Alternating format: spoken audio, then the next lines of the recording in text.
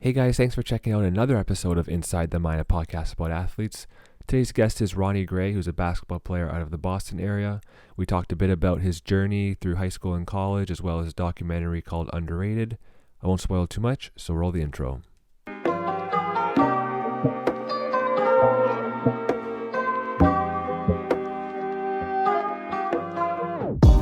Are you right in Boston, downtown Boston, or how close are you to downtown?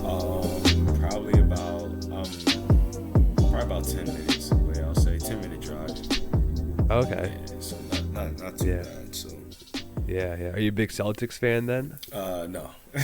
No, eh? Yeah. I'm a LeBron fan. So Okay. yeah, I like that. So where Bron goes, that's where you go? Yeah, I'm kind of Yeah. a cheerleader. So Yeah, no, I mean, if you're gonna be a cheerleader for one guy, you might as well be LeBron. yeah, that's Can't pick a better guy. That's for sure. Yeah. Anyways, man, again, thanks for taking the time to do this. I know we had talked a bit about your video and not, but maybe just go over that again. Your motivation for your video that you put out, which was called Underrated, your documentary, because that's something that I don't see a lot of basketball players really pursue in their basketball career. They kind of focus more on the court stuff and not pay too much attention to social media and marketing and kind of the things you're trying to accomplish with your documentary. Right. So the concept of the title Underrated is pretty much about just being the underdog in life. You know, for people that written you off, that say that you aren't good enough, that you can't make it, you won't do this, you won't do that. For people who sow you dreams and say you can be this, you can do that, and not follow through with the right support, or or with helping you get to where you want to go in life.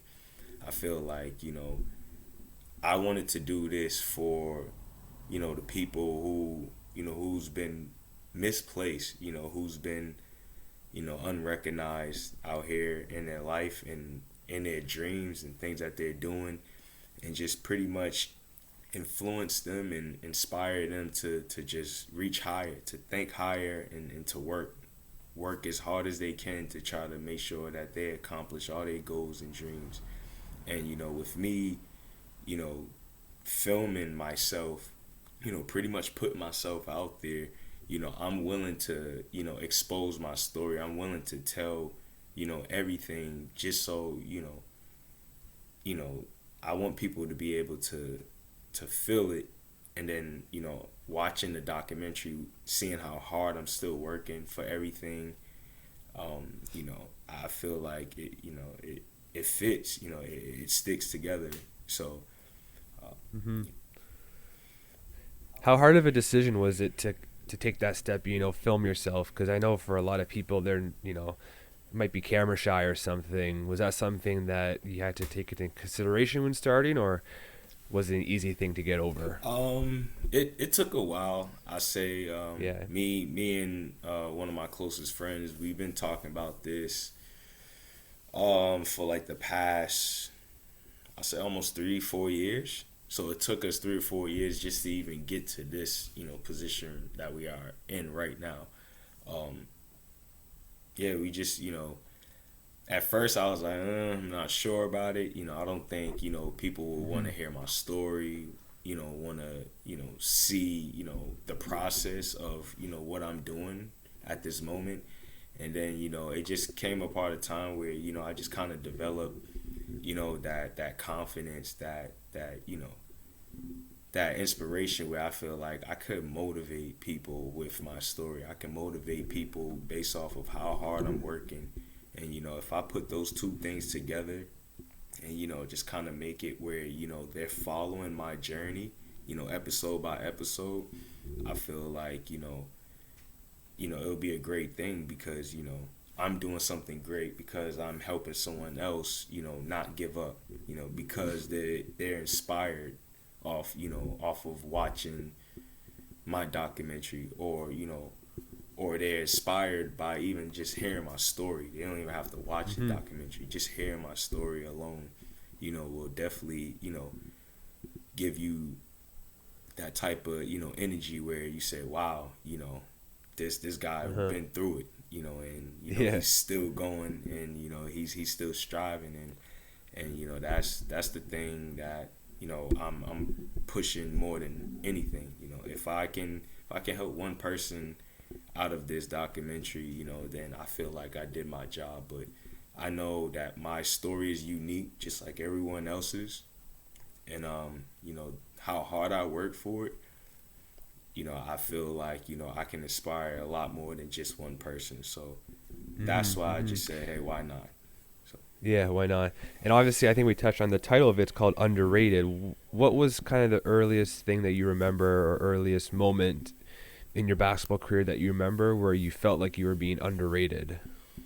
um, I would say probably my junior year in high school, going into my senior year actually. So that summer, going into my senior year in high school, I did pretty well at playing in like traveling team, AAU.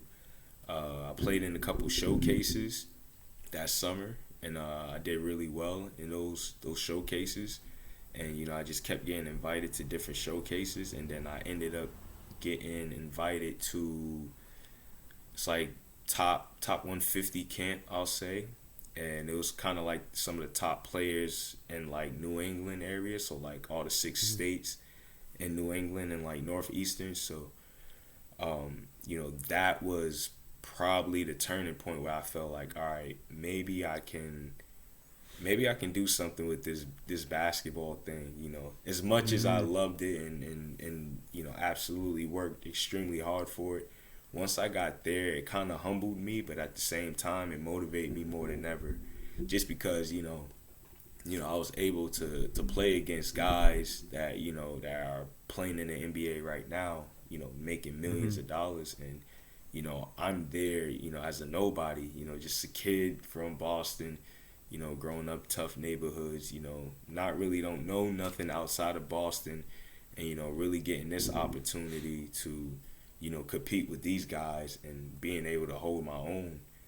And I came out of that camp alone, with a handful of colleges from all different levels, who Mhm. were really interested in recruiting me going into my senior year. So once I came out of there, that I felt like, well, if I'm on the same floor with these guys and they're all over, ESPN, and they're the top players in the country, and they're probably going to be one and done at some big Mhm. school and going and make millions.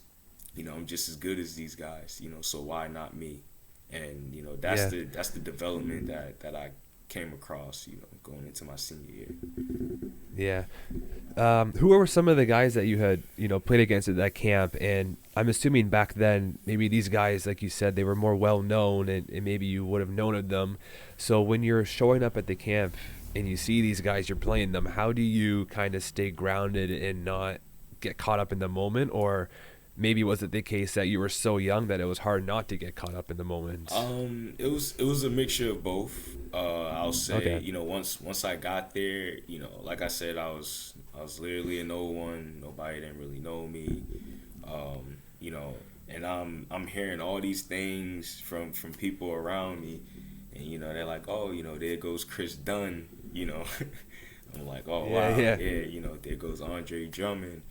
There goes, there goes another guy. Go Michael Carter Williams. There goes all these type of guys. Pat Connaughton. I can I can keep going. There's guys that Yeah, that yeah. should be in the league that are now playing overseas, and these guys were really really good, really good. And I'm Yeah. just like Ricardo Leto, he's overseas. I didn't know who they were necessarily. I mean, until I like did my research once I got back to the dorm, Yeah. that day, and I'm like, oh my goodness, this camp's for real, and I'm like, Yeah. wow, I'm really here, I'm thinking it's just an exposure camp, I ain't never been to an exposure camp, playing, in front of Duke, in front of Kentucky, in front of, Louisville, all these top Division I schools, and you know, you got guys like that you know they're there for, and it's just like, wow, you know, wow, this is bigger than what I thought. So at Yeah, first yeah, it kind of got me struck a little bit. I was just there playing, but once I did the yeah, research, I'm like, oh man, is these guys are serious yeah, yeah. business. They're everywhere on Google, and Yeah. I'm Did just you feel you start? Did you get like nervous in game or something when you're, maybe posted up on somebody or one on one with somebody? Did it feel different than maybe your regular high school games at that time?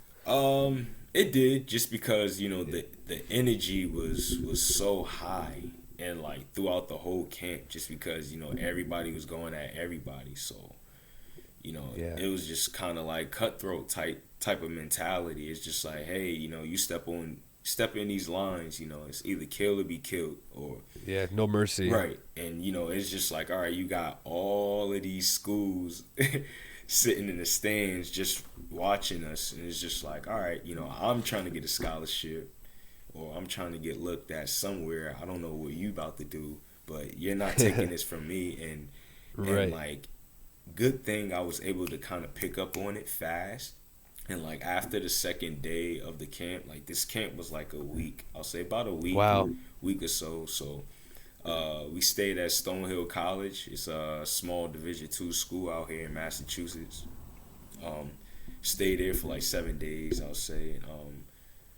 We Once we played there, you know, I say after the second day of the camp, um, it was it was on then. You know, I kind of Yeah. felt more comfortable.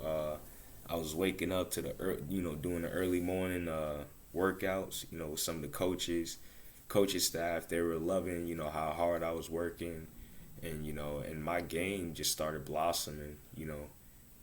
So you know, Yeah. it kind of it worked out, you know. Towards the end of the camp, I felt like, all right, I can play with these guys, and you know, Yeah. I'm just as good as these guys. You know, I'm just not noticed yet. So Right.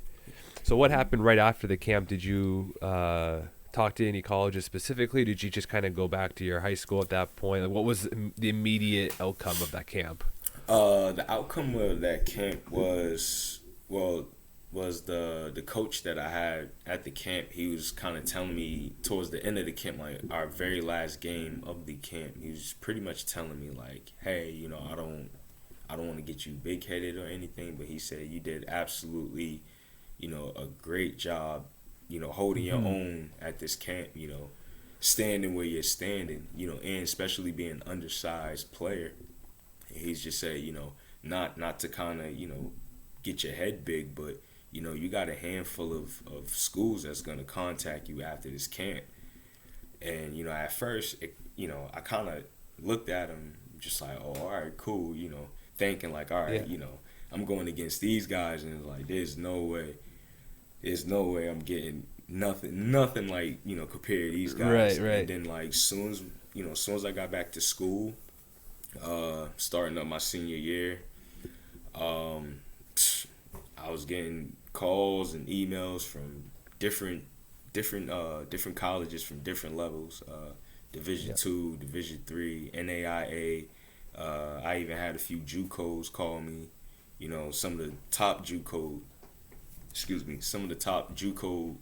schools in the nation, where you know, if I go there, if I do well, I can get, you know, bumped up and play, you know, Division I, or Right. you know, for the next year. So I mean, it kind of surprised me, and you know, at first I didn't believe them, but once I you know, went back to school and I saw the amount of attention I was getting, the amount of contacts, I said, oh, this is for real. You know, Yeah. we can really do this. You know, we can make something out of this. And you know, from there, I just been grinding. You know, Yeah. just trying Yeah. to get to that opportunity. After you went to that camp and you go back to your high school, did it change kind of your mentality in the court at all? I'm thinking like, if you ever got in a situation where you're playing against these big guys that you name, like Chris Dunn and whoever, and then you kind of go back to your high school and it's, I'm going to assume a bunch of nobodies again that you're kind of playing with, right? Right. Was there a mental shift of like, maybe you felt that you were a better player than you actually was, or maybe you didn't belong here? Did you have any of those thoughts at that time? Yeah. Absolutely. I honestly, I walked once I got back on, back to school. I felt like I was the best player in the city. I felt like I was the best player in the state. I just had that type of confidence, and I said, Right. hey, if I'm gonna walk around school and walk around anywhere with this type of confidence, I gotta keep working. And every single day. I mean, during lunch, whenever I get a chance to go to the gym, I'll sneak into the gym, put up shots. You know, After school, I didn't talk to nobody. None of my friends, no girls, nothing. I'm going right to Straight basketball, straight yeah. to the gym, straight to the gym, and I'm in there and I'm putting in work. I go and do my homework, get that out the way, and from there it's just basketball all day. And Yeah. once I got to these guys, that were playing for the team at my school, we had open runs and we had like preseason stuff like that, and everything just seemed so easy. Just because my game I got a lot better. Learning, throughout that whole summer, going to all those showcases and all those camps, going against really good competition. Then coming back, I just felt like, all right,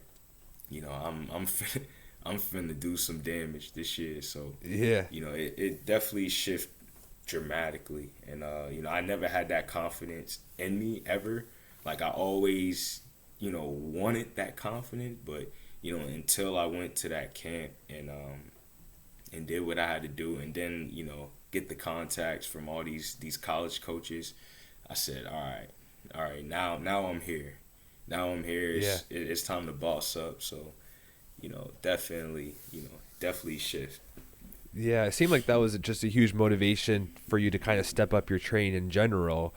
Right. And I think a lot of people, they don't understand what it means when you say that your whole day was dedicated to basketball.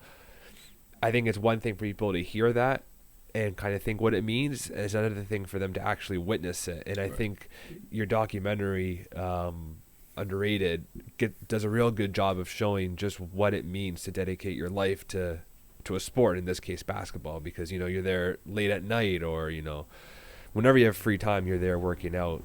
Absolutely. Yeah. So what was then, after the camp and high school and everything, what was your process of joining? Was it Plymouth State that you had played basketball at? Yes. So I bounced around. This is Yeah.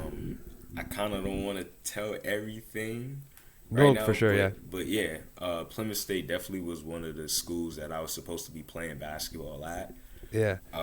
Once I got there, like I said, the coach, excuse me, the coach, he called me about an opportunity. He heard great things about me from another coach. So, I'm thinking, all right, well, this is a great opportunity here. It's far away from the city, about 2 hours away. I said, why not? Why not give that a try? At this point in time in my life, I was on my last leg when it came to school, when it came to basketball. And I just said, why not? So, I went out there. Thought the opportunity was there. Everything seemed so, like, perfect, Yeah. And then, once I got out there, things just totally shifted. It was a lot of different things that I didn't like that was happening. I felt like he wasn't he wasn't a man of his word, how he was talking to me on the phone with, and, how he was able to bring me there, and then, and then seeing all the stuff that was going on. And, I still went with it. I still felt like, all right, well, I'm here, so I Might as well. Might as well, right? Might as well Yeah. make the best out of it. And I was preparing myself like crazy. I think that around that time, I probably worked harder than I ever did, ever, like, as far as Yeah, basketball. And I was ready. I was ready to make some noise, make things happen. And, the opportunity wasn't given. It went from me being recruited there to me getting cut.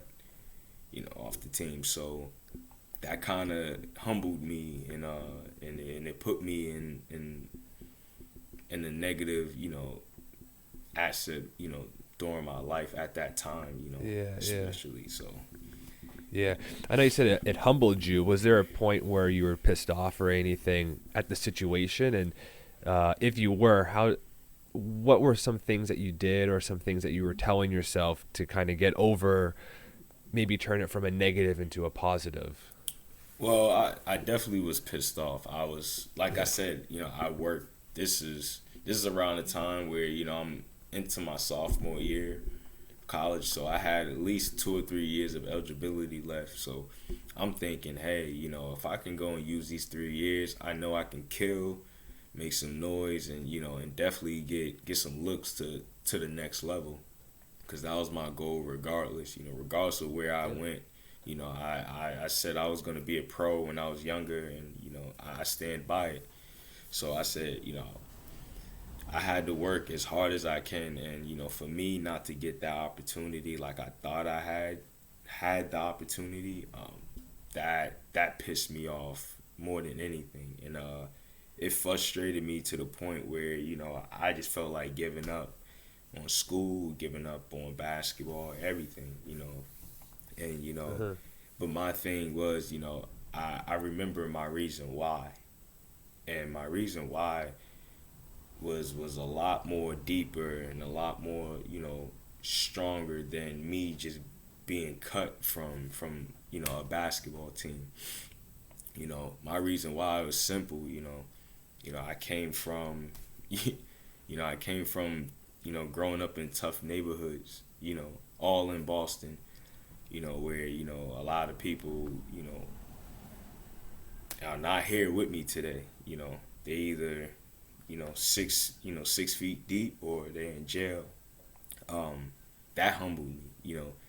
A lot of my friends that I grew up with, are not here. And stuff like that. My family struggling. My mom, seeing her struggle throughout the years. Raising 4 kids. And me being, one of the older ones. I have to set an example. I have to be the role model.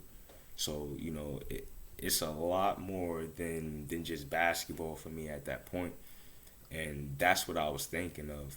That's what kept me going. That's what kept me working hard. As I remember where I came from, and I don't want to go back there, as a failure. I don't want to go back there as someone who didn't make things happen like everybody was, assuming that I would. I want to make sure that I come back. I come back 10 times stronger, and I come back 10 times, 10 times more confident that, I did it. I did it, and, I was able to help my family, and I was able to take care of, the people that want to be taken care of, in the community. So, I know. that Yeah, that's definitely pushed me. I was gonna bring up that reading through and seeing all the struggles that you go through.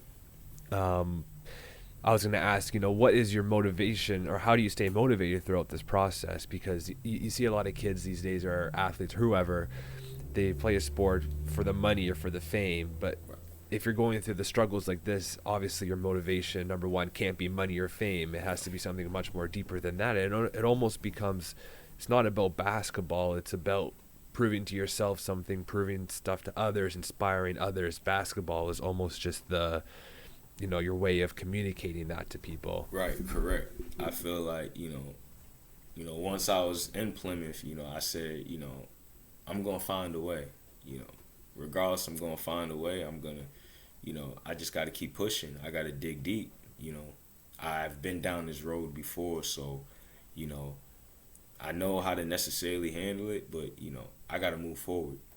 Because at the end of the day, I know in life in general, you're going to have way more no's than yes.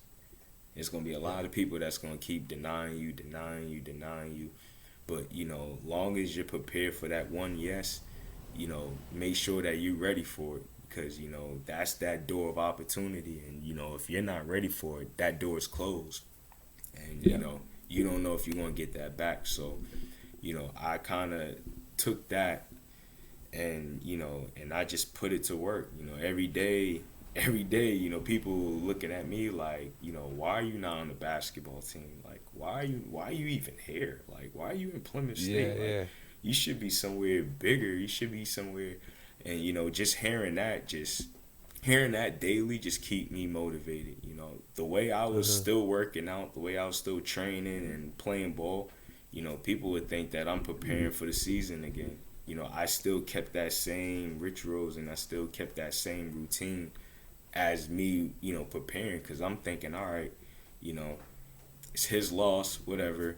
We're focusing on next year, regardless if I decide to stay or if I decide to go. So, that was just my mentality the whole time. Once I kind of found, that type of bounce, where I'm like, all right, I got to make this happen, and all the Yeah. negative energy kind of got away from me. That's when I started, recharging again, and really really going at it with a full force. So Yeah. One interesting thing that you mentioned is that, athletes go through a lot more no's than yeses. And I know that's a hot topic of debate for some people for kid athletes these days, they're almost protected or shielded from no's with things like participation trophies and stuff like that. And I'm right, not going to right, deny maybe they have some place in some situations, but if you take, a 25-year-old person that was never told no in their life, and then you take a 25 or 26-year-old person that's in the same position as you that have gone through all the struggles, and then you put them in the same position, and then you give them some sort of struggle or some sort of negative thing that happens. The person that's gone through a bunch of negative experiences is going to be able to handle it a lot better than the person that has never dealt with it before. right. So I can really understand it, how how you said coming up in a tough neighborhood and being underrated your whole life, how it shapes you not only as a basketball player but shapes you as a person. And you've probably found that in other aspects of your life, things you've learned in basketball has helped you there as well. Absolutely, absolutely. Yeah. My thing now is, I kind of look at basketball as a tool. Hmm. I use it as a tool now. I don't let it use me, just because I know the person that I am now. I'm a way better person now than I was yesterday. And every day I just got to carry that on, just become the best person that I can be daily. For the people around me that I love, people around me that supports me and I supports them, etc. And that's just how I carry on and carry myself, daily. I understand that basketball is something that I love to do. It's something that I'm very talented at, and it's something that I could potentially make a living off of, Hmm. really soon. But you know, I also use it to kind of make sure of it with everyday living. Just because when you're playing in the sport, you're gonna go through those ups and downs in the game, just like you're gonna go through the ups and downs in life.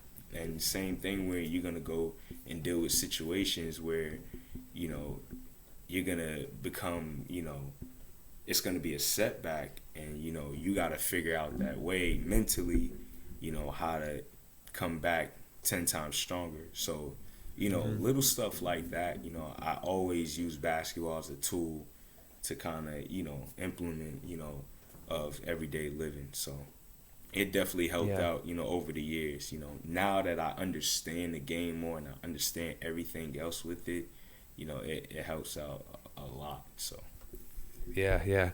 So what's your I guess day looking like right now, training wise for basketball? Maybe some goals you have for yourself in the immediate short term future. well, some of my goals right now, where I just got an opportunity to start my career professionally to play in the Hmm. ABA. So Okay. I'll be playing in the ABA. This is just just for 1 year. Hopefully, this is temporarily. Me and my agent, we were working extremely hard to try to get a few opportunities, going across the waters, and hopefully be able to establish a career there, and just have have a professional career where I'm able to travel. I'm able to, make a little money, take care of my family, and I'm doing something I love to do on top of, still inspiring, still motivating people, and just saying that I did it. I did it with all the stuff that I've been through. You know, I can look in the mirror every day and say I did it my way, and that's what strives with me daily. For the training, we pretty much depends the days because right now I'm currently working 3 jobs right now, but I work 2 mostly every other day, and then I have like a weekend job. But I still have a lot of time where I can still put in my work. So let's say like after my first job, if I'm not working in my other job, I'll go and lift. I'll go and work on what I need to work on through that day, and then I'll go and do my next job. I'll go and do that shift, and then after that shift's over, I'm right in the gym working on my game, or probably playing pickup or whatever it is, and that's just how it is. That's how we've been doing it, for the past couple months. So yeah. I think when people, they hear that you have 2 or 3 jobs at a time, they probably think, how the hell does he have time to do all this training and pick up and whatever. But I think what it really comes down to is evaluating how much free time you have in your day. Right.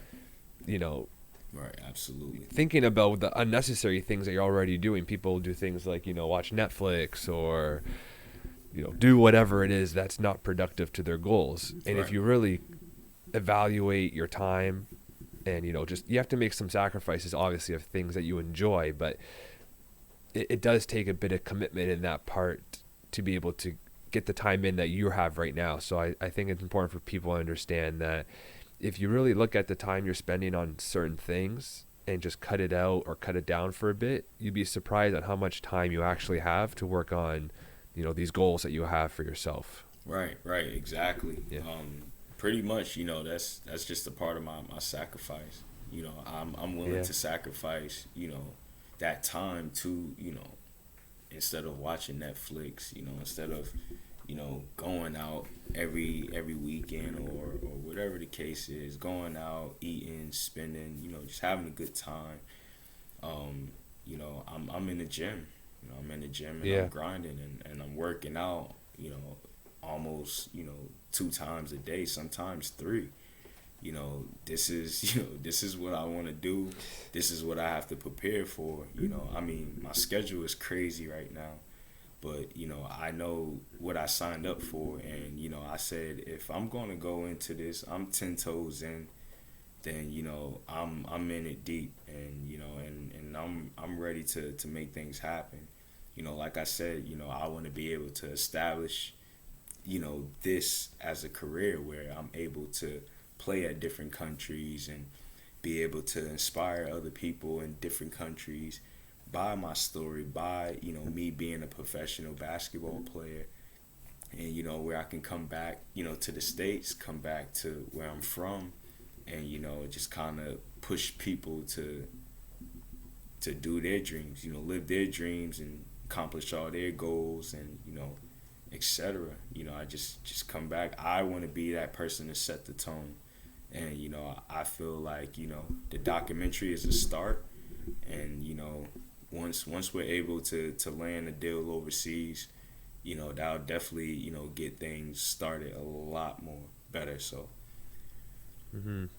Yeah, man. I got to run right now, but I want to thank you for coming on, and I'll definitely be on the lookout for the next episode and future episodes for your documentary. And I wish you the best of luck, of course, in the coming season for basketball. Okay, appreciate it. Thank you so much, Adam. Man. Underrated. It's out soon. First episode's out now. Second episode will be out pretty soon. So.